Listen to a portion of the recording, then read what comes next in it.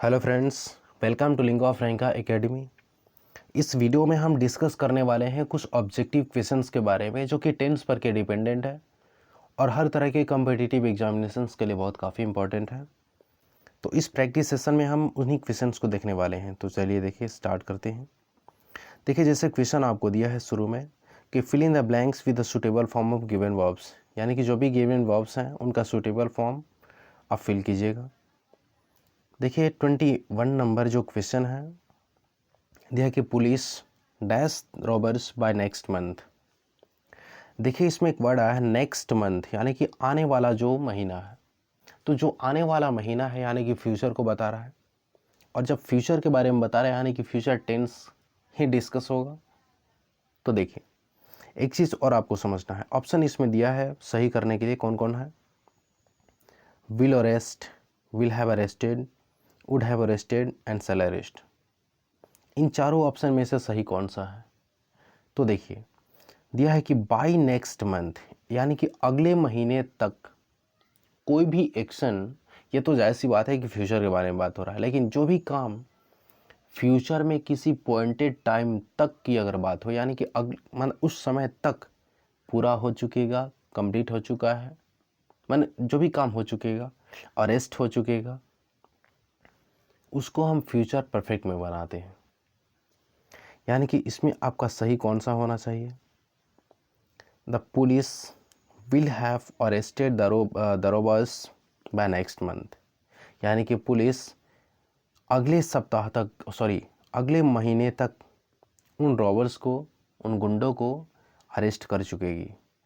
Okay, यानी कि उसका डेडलाइन दे दिया है कि बाय नेक्स्ट मंथ, अगले महीने तक। और जो भी किसी डेडलाइन अगर कोई दिया रहता है, अगर टाइम किसी भी एक्शन के लिए, तो फ्यूचर परफेक्ट में ही जाता है वो। ओके, नेक्स्ट हम देखते हैं 22 नंबर क्वेश्चन। दिया कि our examination dash in March. Option है कमेंट्स, कमेंट्स, इज कमेंसिंग और कमेंस्ड। सबसे पहला कमेंसेस है। कमेंट्स मतलब स्टार्ट होना, प्रारंभ होने के सेंस में। हमारा परीक्षा, हमारी एग्जामिनेशन मार्च के महीने में यूजुअली स्टार्ट होती है। तो जो मतलब यूजुअली अगर कोई काम एक्शन होता है, अगर हमेशा की तरह जो काम होने वाला होता है, प्रायः अगर कोई काम होता है तो प्रेजेंट इंडेफिनिट में ही बनाते हैं उसे हम।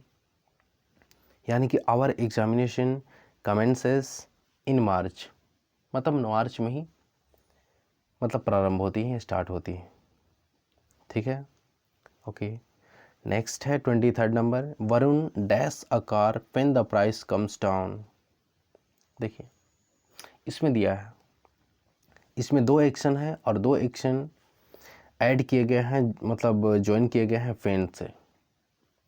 और ये जायज़ सी बात है कि फेन के बाद में जो सेंटेंस आता है ना, वो प्रेजेंट इंडेफिनिट होगा, और फेन के पहले आने वाला जो सेंटेंस है वो फ्यूचर इंडेफिनिट होगा। ये मतलब देखिएगा, वरुण एक कार खरीदेगा जब प्राइस नीचे आएगा, तो यानी कि दो काम फ्यूचर का है। यानी कि जब पैसे कम होंगे कार के, तो उस समय वरुण एक कार खरीदेगा। तो फेन से इसको जोड़ा गया है। फेन के बाद में जो आने वाला सेंटेंस होता है वो होता है प्रेजेंट इंडेफिनिट में, यानी कि the fan the prices comes down, जब प्राइसेस कम्स डाउन, कम होंगे यानी कि मतलब नीचे आएंगे, तो क्या होगा? Varun will by a car. इसमें ऑप्शन कौन सा सही होगा? ए नंबर। देखिए क्वेश्चन में आपको ये भी समझना चाहिए कि आखिर ऑप्शन अगर ए सही है तो आखिर क्यों है, इसका लॉजिक क्या है। तो लॉजिक हमें बहुत काफ़ी चीज़ों को सिखाती है। जब भी हम कहीं किसी से बात कर रहे होते हैं तो लॉजिक हमारे लिए बहुत काफ़ी इंपॉर्टेंट होते हैं। नेक्स्ट समझिएगा 24 number. Rana said that, Rana ने कहा कि he dash to bring the notebook. हो सकता है कि राणा किसी स्कूल में है, क्लास में है, उसने रिपोर्ट किया, ऐसा कहा, शिक्षक से कहा। राणा सेड दैट, राणा ने कहा कि वह नोटबुक को लाना भूल गया था।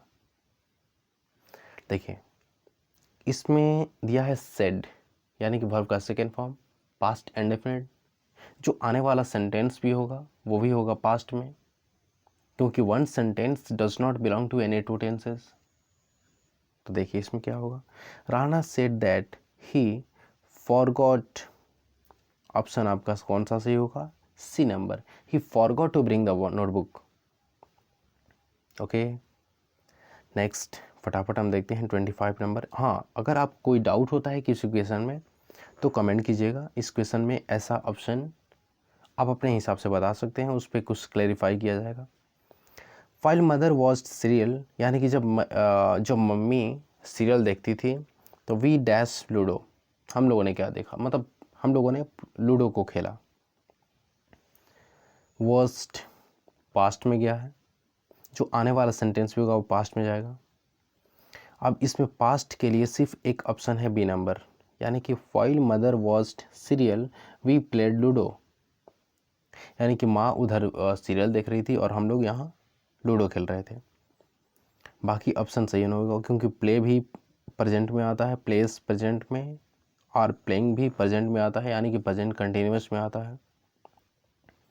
नेक्स्ट देखिएगा 26 number question. Sushmita dash gone before father came.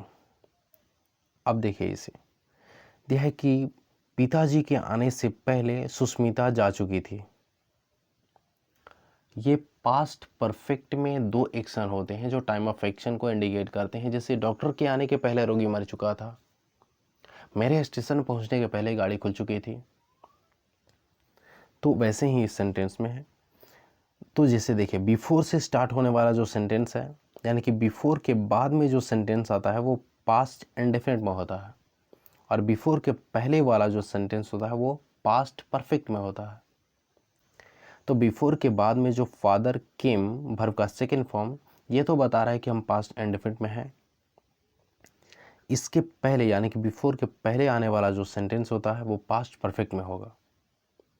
तो ऑप्शन देखिए क्या है, पास्ट परफेक्ट के लिए हेल्पिंग वर्ब कौन होता है? हैड, यानी कि ऑप्शन आपका सही कौन सा है? B number. Okay, B. Next आपका क्वेश्चन देखते हैं हम 27th। The earth dash round the sun, यानी कि पृथ्वी सूर्य के चारों तरफ घूमती है, चक्कर लगाती है। प्रेजेंट इंडेफिनिट है, ये यूनिवर्सल ट्रूथ है। सी नंबर ऑप्शन सही होगा, यानी कि the earth moves around the sun. ठीक है, वैसे तो आप भी अपने मन में कुछ लॉजिकली किसी चीज़ को समझ पा रहे होंगे। 28 नंबर क्वेश्चन है कि she dash a novel now. Now एक शब्द है, यानी कि जिसका अर्थ है अभी, यानी कि वह अभी उपन्यास पढ़ रही है। ऑप्शन है reads, has read, is reading, was reading. जो अभी काम हो रहा है वो प्रेजेंट कंटिन्यूअस के लिए होता है, यानी कि she is reading a novel now, मतलब वो एक या वो किसी उपन्यास को पढ़ रही है, बट अभी पढ़ रही है। ऑप्शन सही होगा सी नंबर। नेक्स्ट हुआ 29 नंबर आपका। The child dash because it is hungry now. देखिए, चाइल्ड के लिए यहाँ पर प्रोनाउन यूज हुआ है इट, कोई दिक्कत नहीं है।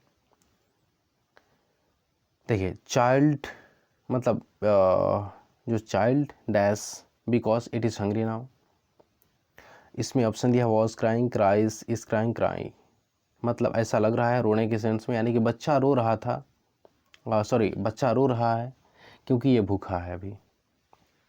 ये ना हो, यानी कि अभी के बारे में बात हो रहा है। तो चाइल्ड इज क्राइंग, ऑप्शन आपका सही होगा सी, यानी कि चाइल्ड इज क्राइंग, बच्चा रो रहा है क्योंकि वो ये अभी भूखा हुआ है, अभी भूखा है, इसे भूख लगी हुई है। Next question number 30।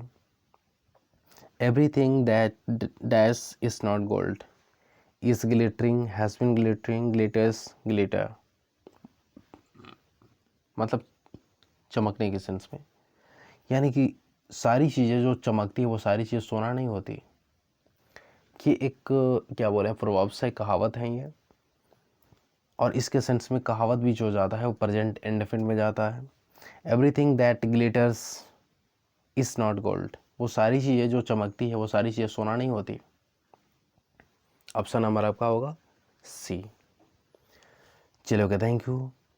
उम्मीद है कि समझ में आपको कुछ आया ही, मतलब समझ में आपको अच्छे तरीके से आया होगा। तो वीडियो को लाइक करके और हाँ सब्सक्राइब भी कर दीजिएगा चैनल को। चलो ओके, थैंक यू।